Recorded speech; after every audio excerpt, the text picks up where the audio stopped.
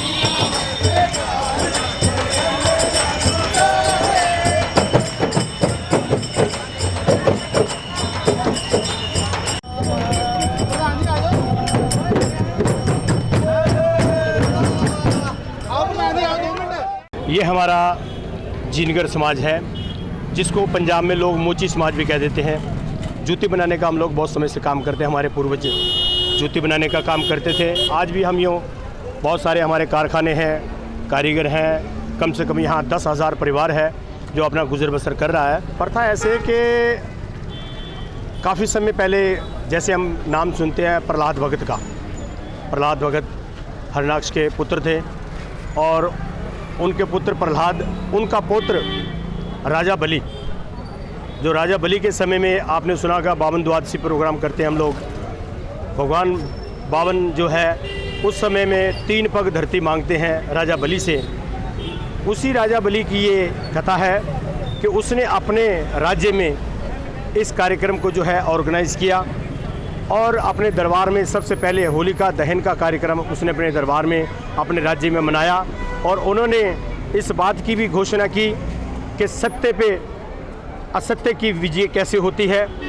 और होली का जो प्रोग्राम है, आज हमने होली का दहन जो किया है यहाँ पे पूरे जीनगर समाज में। एक होली पिछले चौक में जल रही है, एक सामने जल रही है, एक ये जल रही है, एक आगे जल रही है।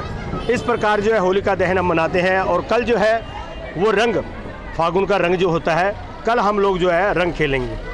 और रंग जो है रंगारंग प्रोग्राम सभी समाज के लोग मनाते हैं, बड़े अच्छे ढंग से मनाते हैं। और मैं समाजवासियों को, देशवासियों को होलिका दहन की और रंग पूर्णवासी की जो है सबको बधाई देता हूँ। पटाले निवासियों को, जीनगर समाज को, क्योंकि मैं जीनगर समाज का अध्यक्ष हूँ यहाँ पर। और मुझे इस बात की खुशी है कि लॉकडाउन के चलते भी हमने ये प्रोग्राम जो है ऑर्गेनाइज़ किया। आप देखेंगे यहाँ पे बहुत दूर दूर से लोग इस कार्यक्रम को देखने के लिए पधारते हैं। नहीं, हमारे और भी समाज है यहाँ पे, जैसे राजपुरा कॉलोनी में राजस्थानी झुग्गियाँ है, वहाँ पे कार्यक्रम करते हैं।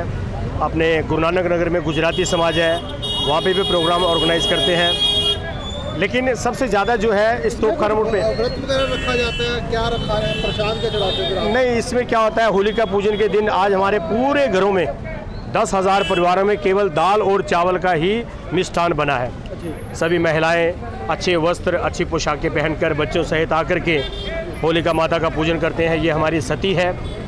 उसमें क्या चढ़ाया जाता है, कुछ खास इसमें जो? उसमें हमने जो क्या है कि भाई बड़कुलिया कहते हैं, गोबर के गोल गोल बड़कुलिया, जैसे मेदू बड़ा, छेदू बड़ा होते हैं, वो बनाते हैं। उसमें चंद्र है, सूरज है, तारे हैं। होलिका माता का जो है एक स्टैचू बनाया जाता है, उसको वस्त्र पहनाए जाते हैं, उसको भी इस होलिका दहन में जो है शामिल किया जाता है। और मिठाई से माता का पूजन किया जाता है।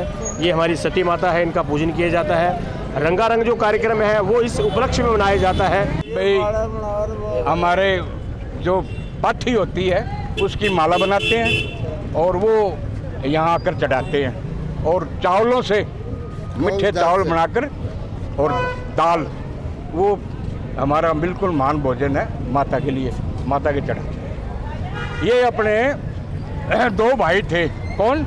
एक तो हिरणाक्ष और हिरणाकुश।